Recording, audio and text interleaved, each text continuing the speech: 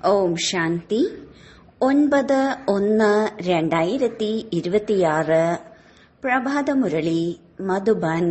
മധുരമായ കുട്ടികളെ, മുതുമുത്തച്ഛൻ അർത്ഥം സർവധർമ്മ പിതാക്കന്മാരുടെയും ആദി പിതാവാണ് പ്രജാപിത ബ്രഹ്മാവ്. അദ്ദേഹത്തിന്റെ കർത്തവ്യത്തെക്കുറിച്ച് നിങ്ങൾ കുട്ടികൾ മാത്രമാണ് അറിയുന്നത്. ചോദ്യം: കർമ്മങ്ങളെ ശ്രേഷ്ഠമാക്കി മാറ്റാനുള്ള പുരുഷാർത്ഥം എന്താണ്? ഉത്തരം: ഈ ജന്മത്തിലെ ഒരു കർമ്മവും ബാബയിൽ നിന്ന് ഒളിപ്പിച്ചു വെക്കരുത്. ശ്രീമതമനുസരിച്ച് കർമ്മം ചെയ്യുകയാണെങ്കിൽ ഓരോ കർമ്മവും ശ്രേഷ്ഠമാകും. എല്ലാത്തിന്റെയും ആധാരം കർമ്മമാണ്. അഥവാ എന്തെങ്കിലും പാപകർമ്മം ചെയ്ത് ഒളിപ്പിച്ചു വെക്കുകയാണെങ്കിൽ അതിന് 100 മടങ്ങ് ശിക്ഷ ലഭിക്കും. പാപം കൂടിക്കൊണ്ടിരിക്കും. ബാബയിൽ നിന്നും യോഗം മുറിഞ്ഞു പോകും. പിന്നീട് ഇങ്ങനെ ഒളിപ്പിക്കുന്നവരുടെ സത്യനാശവും സംഭവിക്കുന്നു. അതിനാൽ സത്യമായ ബാബയോടൊപ്പം സത്യമായിട്ടിരിക്കൂ. ഓം ശാന്തി. മധുരമായ കളഞ്ഞുപോയി തിരികെ കിട്ടിയ കുട്ടികൾ ഇത് മനസ്സിലാക്കുന്നുണ്ട്. നമ്മൾ ഈ പഴയ ലോകത്തിൽ കുറച്ചു ദിവസം മാത്രമുള്ള യാത്രക്കാരാണ്. 40,000 വർഷം ഇനിയും ഇരിക്കണമെന്നാണ് ലോകത്തിലെ മനുഷ്യർ മനസ്സിലാക്കുന്നത്. നിങ്ങൾ കുട്ടികൾക്ക് നിശ്ചയമുണ്ടല്ലോ. ഈ കാര്യം മറക്കാതിരിക്കൂ. ഇവിടെ ഇരിക്കുകയാണെങ്കിലും നിങ്ങൾ കുട്ടികളുടെ ഉള്ളിൽ ഗദ്ഗതം ഉണ്ടായിരിക്കണം. ഈ കണ്ണുകൾ കൊണ്ട് എന്തെല്ലാം കാണുന്നുവോ അതെല്ലാം നശിക്കാനുള്ളതാണ്. ആത്മാവ് അവിനാശിയാണ്. ഇതും ബുദ്ധിയിൽ ഉണ്ടായിരിക്കണം. നമ്മൾ ആത്മാക്കളാണ് പൂർണമായും 84 ജന്മം എടുക്കുന്നത്. ഇപ്പോൾ ബാബ തിരിച്ചു കൂട്ടിക്കൊണ്ടു പോകാൻ വന്നിരിക്കുകയാണ്. പഴയ ലോകം എപ്പോൾ പൂർത്തിയാകുന്നുവോ അപ്പോൾ പുതിയ ലോകമുണ്ടാക്കാൻ ബാബ വരുന്നു.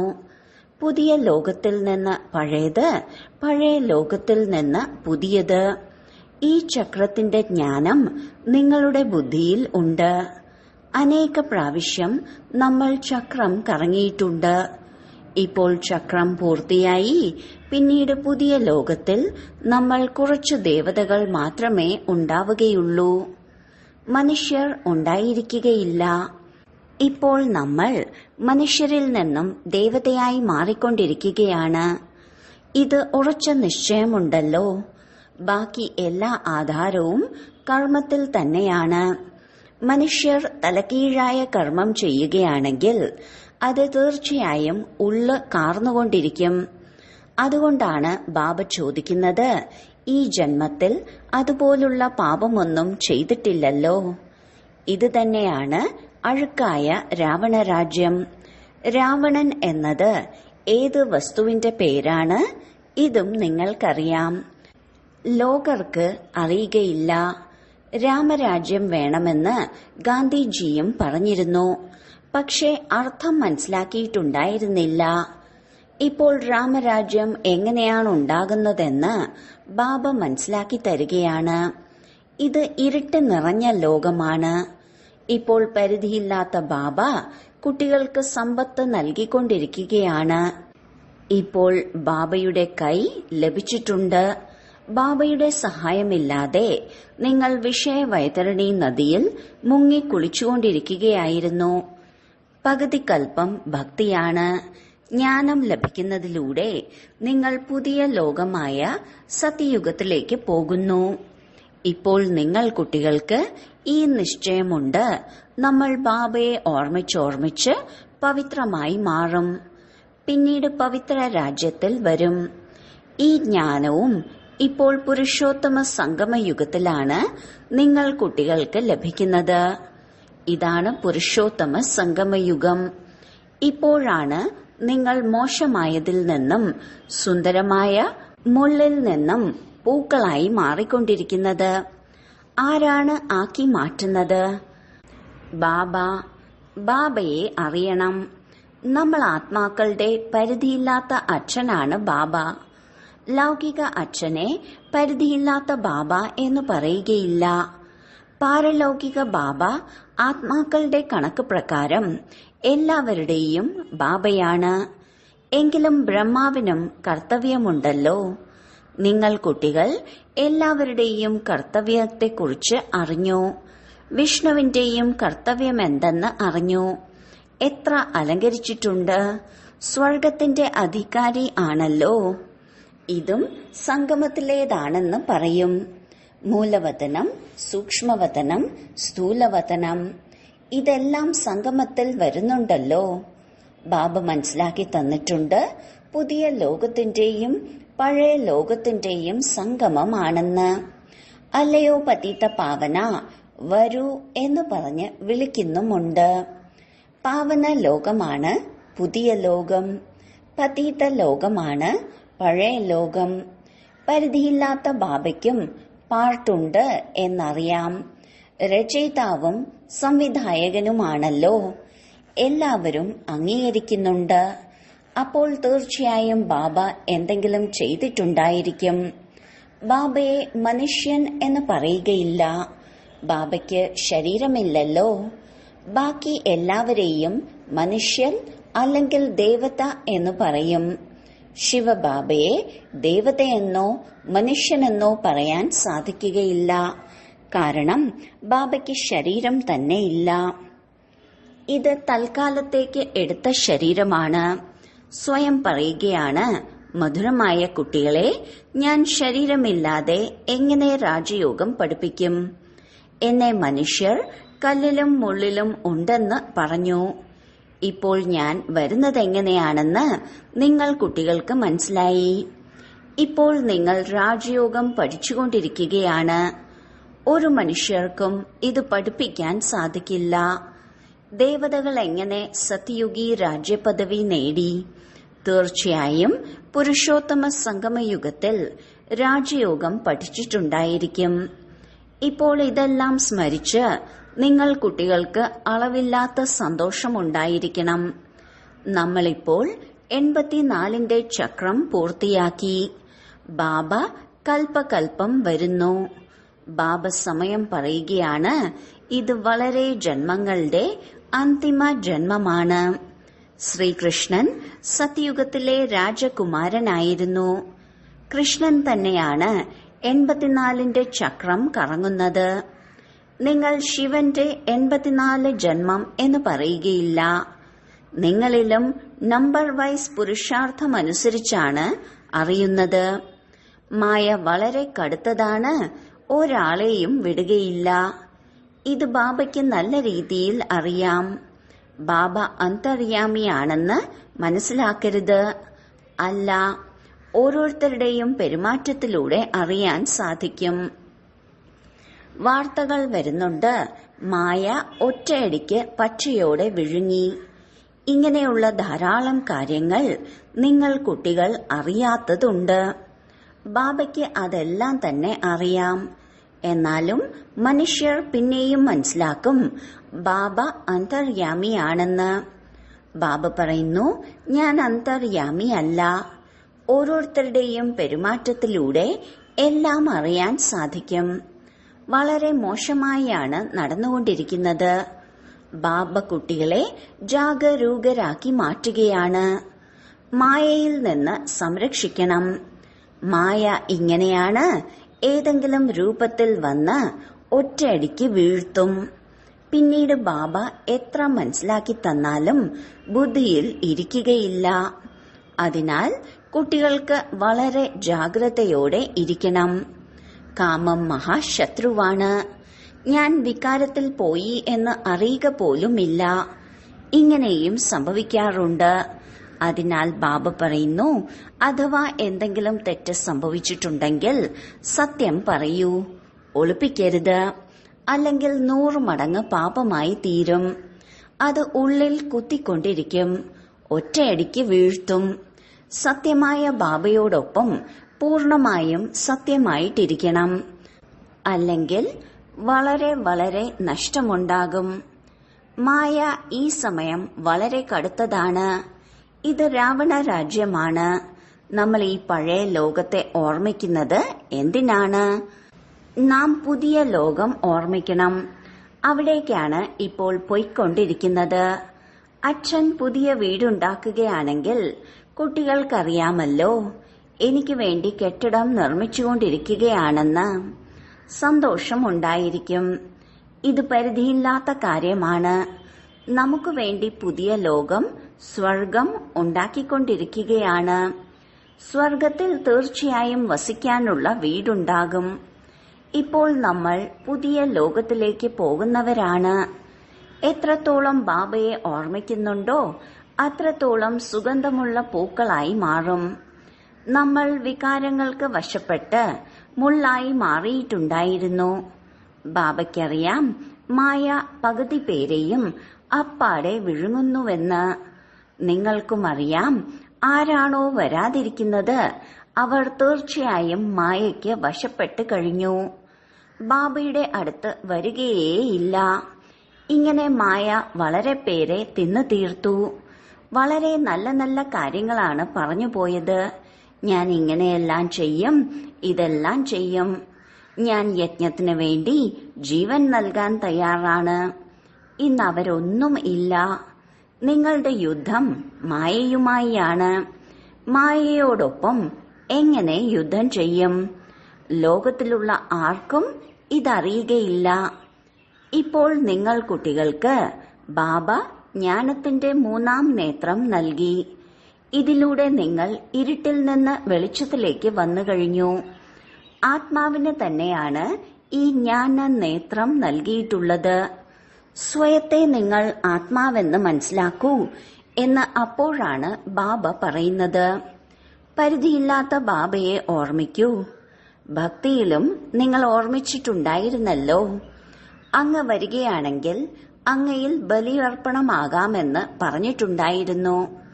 എങ്ങനെ ബലിയർപ്പണമായി മാറും? ഇത് അല്പം പോലും അറിയുമായിരുന്നില്ല. ഇപ്പോൾ നിങ്ങൾക്കറിയാം, നമ്മൾ ആത്മാക്കൾ എങ്ങനെയാണോ അതുപോലെയാണ് ബാബയും. ബാബയുടേത് അലൗകിക ജന്മമാണ്. നിങ്ങൾ കുട്ടികളെ എത്ര നല്ല രീതിയിലാണ് പഠിപ്പിക്കുന്നത്. ബാബ സ്വയം പറയുകയാണ്, ഓരോ കൽപ്പവും ആരാണോ ബാബയായിരുന്നത് അതേ ബാബ തന്നെയാണ് ഞാൻ. നമ്മൾ ബാബ ബാബ എന്ന് പറയുന്നു. ബാബ കുട്ടികളെ കുട്ടികളെ എന്ന് പറയുന്നു. ബാബ ടീച്ചറുടെ രൂപത്തിൽ രാജയോഗം പഠിപ്പിക്കുകയാണ്. മറ്റൊരാൾക്കും രാജയോഗം പഠിപ്പിക്കാൻ സാധിക്കില്ല. നിങ്ങളെ വിശ്വത്തിന്റെ അധികാരിയാക്കി മാറ്റുകയാണ്. ഇങ്ങനെയുള്ള ബാബയുടേതായി മാറി ഈ ടീച്ചറിൽ നിന്ന് പഠിപ്പ് എടുക്കണം. സന്തോഷത്താൽ ഗദ്ഗതമുണ്ടാകണം. അഥവാ മോശമായി മാറുകയാണെങ്കിൽ പിന്നീട് സന്തോഷം ഉണ്ടാകുകയില്ല. എത്ര തന്നെ തലയിട്ടുടച്ചാലും അത് നമ്മളെപ്പോലെ ആയിരിക്കുകയില്ല. ഇവിടെ മനുഷ്യർക്ക് എത്ര കുലനാമങ്ങളാണ്. നിങ്ങളുടെ കുലനാമം നോക്കൂ, എത്ര വലുതാണ്. ഇത് ഉയർന്നതിലും ഉയർന്ന മുതുമുത്തച്ഛനായ ബ്രഹ്മാവാണ്. ബ്രഹ്മാവിനെ ഒരാളും അറിയുന്നില്ല. ശിവബാബയെ സർവവ്യാപി എന്നാണ് പറഞ്ഞിരിക്കുന്നത്. ബ്രഹ്മാവിനെ ആർക്കും അറിയുകയുമില്ല. ബ്രഹ്മ, വിഷ്ണു, ശങ്കരന്റെ ചിത്രമെല്ലാം ഉണ്ട്. ബ്രഹ്മാവിനെ സൂക്ഷ്മവതനത്തിലേക്ക് കൊണ്ടുവന്നിരിക്കുകയാണ്. ജീവചരിത്രമൊന്നും അറിയില്ല. സൂക്ഷ്മവതനത്തിൽ ബ്രഹ്മാവിനെ കാണിക്കുന്നുണ്ട്. പിന്നീട് പ്രജാപിത ബ്രഹ്മാവ് എവിടെ നിന്ന് വന്നു? അവിടെ കുട്ടികളെ ദത്തെടുക്കുമോ? ആർക്കും അറിയുകയില്ല. പ്രജാപിത ബ്രഹ്മാവ് എന്ന് പറയും, എന്നാൽ ജീവചരിത്രം അറിയുകയില്ല. ഇതെന്റെ രഥമാണെന്ന് ബാബ മനസ്സിലാക്കി തന്നിട്ടുണ്ട്. വളരെ ജന്മങ്ങളുടെ അന്തിമ ജന്മത്തിൽ ഞാൻ ആധാരമാക്കി എടുത്തിരിക്കുകയാണ്. ഈ പുരുഷോത്തമ സംഗമയുഗം ഗീതയുടെ അധ്യായമാണ്. മുഖ്യമായത് പവിത്രതയാണ്. എങ്ങനെ പതീതത്തിൽ നിന്നും പാവനമായി മാറാം? ഇത് ലോകത്തിലെ ഒരാൾക്കും അറിയുകയില്ല. ദേഹസഹിതം എല്ലാത്തിനെയും മറക്കൂ എന്ന് സന്യാസിമാർ പറയുകയില്ല. ഒരു ബാബയെ ഓർമ്മിക്കുകയാണെങ്കിൽ മായയുടെ പാപകർമ്മങ്ങളെല്ലാം ഭസ്മമാകും. ഗുരുക്കന്മാർ ഇങ്ങനെ പറയുകയില്ല. ബാബ മനസ്സിലാക്കി തരികയാണ് എങ്ങനെയാണ് ബ്രഹ്മാവായി മാറിയത്. കുട്ടിക്കാലത്ത് ഗ്രാമത്തിലെ ബാലകനായിരുന്നു. 84 ജന്മമെടുത്തു, ആദ്യം മുതൽ അവസാനം വരെ. അതിനാൽ പുതിയതിൽ നിന്നും പഴയതായി മാറുന്നു. ഇപ്പോൾ നിങ്ങൾ കുട്ടികളുടെ ബുദ്ധിയുടെ പൂട്ട് തുറന്നിരിക്കുകയാണ്. നിങ്ങൾക്ക് മനസ്സിലാക്കാനും സാധിക്കും, ധാരണ ചെയ്യാനും സാധിക്കും. ഇപ്പോൾ നിങ്ങൾ ബുദ്ധിവാന്മാരായി മാറിയിരിക്കുകയാണ്. ആദ്യം ബുദ്ധിഹീനരായിരുന്നു. ഈ ലക്ഷ്മി നാരായണന്മാർ ബുദ്ധിവാന്മാരായിരുന്നു. പിന്നീടിവിടെ ബുദ്ധിഹീനരായി മാറി. ആദ്യം ഇവർ സ്വർഗത്തിന്റെ അധികാരികളായിരുന്നു. കൃഷ്ണൻ സ്വർഗത്തിലെ അധികാരിയായിരുന്നു. പിന്നീട് ഗ്രാമത്തിലെ ബാലകനായി മാറി. നിങ്ങൾ കുട്ടികൾക്ക് ധാരണ ചെയ്ത് പിന്നീട് തീർച്ചയായും പവിത്രമായി മാറണം. മുഖ്യമായത് പവിത്രതയുടെ കാര്യമാണ്. എഴുതാറുണ്ട്, മായ എന്നെ വീഴ്ത്തി എന്ന്. കണ്ണ് ക്രിമിനലായി മാറി. ബാബ പറയുന്നു, സ്വയം ആത്മാവാണെന്ന് മനസ്സിലാക്കൂ. ശരി, ഇപ്പോൾ തിരിച്ച് വീട്ടിലേക്ക് തിരിച്ചു പോകണം. ബാബയെ ഓർമ്മിക്കണം. കുറച്ചു സമയത്തേക്ക് വേണ്ടി ശരീര നിർവഹണത്തിന് വേണ്ടി കർമ്മം ചെയ്ത് പിന്നീട് നമ്മൾ പോകും. ഈ പഴയ ലോകത്തിന്റെ വിനാശത്തിന് വേണ്ടി യുദ്ധം നടക്കുന്നുണ്ട്. ഇതും നിങ്ങൾ കാണണം, എങ്ങനെയാണ് നടക്കുന്നതെന്ന്. ബുദ്ധി കൊണ്ട് മനസ്സിലാക്കുന്നുണ്ട്. നമ്മൾ ദേവതയായി മാറുകയാണെങ്കിൽ നമുക്ക് പുതിയ ലോകവും വേണം. അതിനാൽ വിനാശം തീർച്ചയായും ഉണ്ടാകും. നമ്മൾ ശ്രീമതത്തിലൂടെ തന്റെ പുതിയ രാജധാനി സ്ഥാപിച്ചുകൊണ്ടിരിക്കുകയാണ്. ബാബ പറയുന്നു, ഞാൻ നിങ്ങളുടെ സേവനത്തിന് ഉപസ്ഥിതനാണ്. നിങ്ങൾ ആവശ്യപ്പെട്ടിരിക്കുകയാണ് ഞങ്ങൾ പതിതരെ വന്ന് പാവനമാക്കി മാറ്റൂ എന്ന്. അതിനാൽ നിങ്ങൾ പറഞ്ഞിട്ടാണ് ഞാൻ വന്നിരിക്കുന്നത്. നിങ്ങൾക്ക് വളരെ സഹജമായി തന്നെ പറഞ്ഞു തരികയാണ്, മന്മന ഭവ. ഭഗവാന്റെ മഹാവാക്യമാണ്. എന്നാൽ കൃഷ്ണന്റെ പേര് നൽകിയിരിക്കുകയാണ്. ബാബയ്ക്ക് ശേഷമാണ് കൃഷ്ണൻ. ബാബ പരംധാമത്തിന്റെ അധികാരിയാണ്. കൃഷ്ണൻ വിശ്വത്തിന്റെ അധികാരിയാണ്. സൂക്ഷ്മവതനത്തിൽ ഒന്നും തന്നെ സംഭവിക്കുന്നില്ല. എല്ലാവരെക്കാളും നമ്പർ 1 ശ്രീകൃഷ്ണനാണ്. അതിനാൽ കൃഷ്ണനെ വളരെയധികം സ്നേഹിക്കുന്നു. ബാക്കി എല്ലാവരും അതിനു പിന്നാലെ വരുന്നവരാണ്. സ്വർഗത്തിലേക്ക് എല്ലാവർക്കും പോകാൻ സാധിക്കുകയില്ല. അതിനാൽ മധുരമധുരമായ കുട്ടികൾക്ക് വളരെയധികം സന്തോഷം ഉണ്ടായിരിക്കണം. കൃത്രിമമായ സന്തോഷം നിലനിൽക്കില്ല. പുറത്തുനിന്നും വളരെയധികം കുട്ടികൾ ബാബയുടെ അടുത്തേക്ക് വന്നിട്ടുണ്ടായിരുന്നു. എന്നാൽ അവർ പവിത്രമായി ഇരിക്കുന്നില്ല. ബാബ മനസ്സിലാക്കി കൊടുക്കുമായിരുന്നു, വികാരത്തിലേക്ക് പോയിട്ടുണ്ടെങ്കിൽ പിന്നെ വന്നത് എന്തിനാണ്. അപ്പോൾ പറയും, എന്തു ചെയ്യും, വരാതിരിക്കാൻ സാധിക്കുന്നില്ല. ദിവസവും വരുന്നുണ്ട്, എപ്പോഴാണ് അമ്പ് തറയ്ക്കുക എന്ന് പറയാൻ സാധിക്കുകയില്ലല്ലോ. അല്ലാതെ മറ്റാര് സദ്ഗതി നൽകും. വന്നു പോകുമായിരുന്നു. മായ വളരെ ശക്തിശാലിയാണ്. നിശ്ചയമുണ്ട്, ബാബ നമ്മളെ പതീതത്തിൽ നിന്നും പൂക്കളാക്കി മാറ്റുകയാണ്. പക്ഷെ എന്തു ചെയ്യും. എങ്കിലും സത്യമാണ് പറഞ്ഞിട്ടുണ്ടായിരുന്നത്. തീർച്ചയായും അവർ ശരിയായിട്ടുണ്ടാകും. ബാബയിലൂടെ മാത്രമേ മംഗളമുണ്ടാകൂ എന്ന നിശ്ചയം അവർക്കുണ്ടായിരുന്നു. ഈ സമയം എത്ര അഭിനേതാക്കളാണ്. ഒരാളുടെ മുഖം പോലെയല്ല അടുത്തയാളുടേത്. പിന്നീട് കൽപ്പത്തിന് ശേഷവും അതേ മുഖത്തിലൂടെ തന്നെ പാർട്ട് ആവർത്തിച്ചുകൊണ്ടിരിക്കും. ആത്മാക്കളെല്ലാവരും ഫിക്സ് ആണല്ലോ.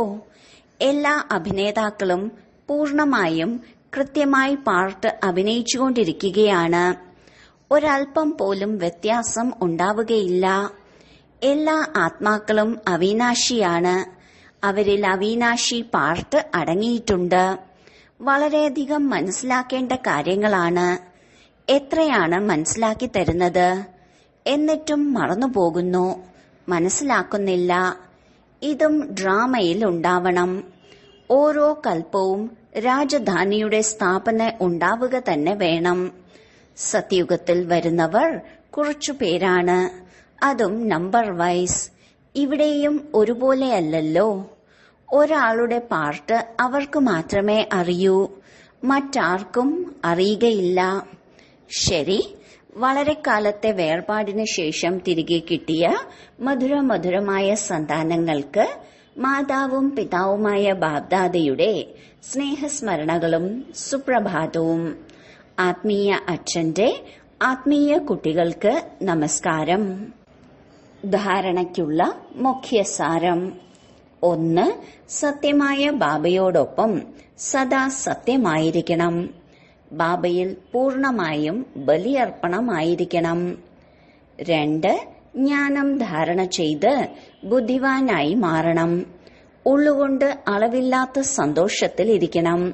ശ്രീമത്തിന് വിരുദ്ധമായ ഒരു പ്രവൃത്തിയും ചെയ്ത് സന്തോഷം നഷ്ടപ്പെടുത്തരുത്.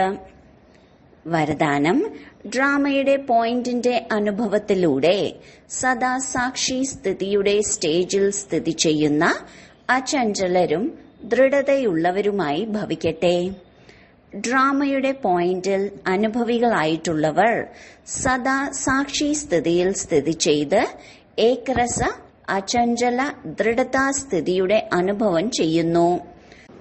ഡ്രാമ പോയിന്റിന്റെ അനുഭവി ആത്മാവ് ഒരിക്കലും മോശമായതിൽ മോശം കാണാതെ നന്മയെ കാണൂ.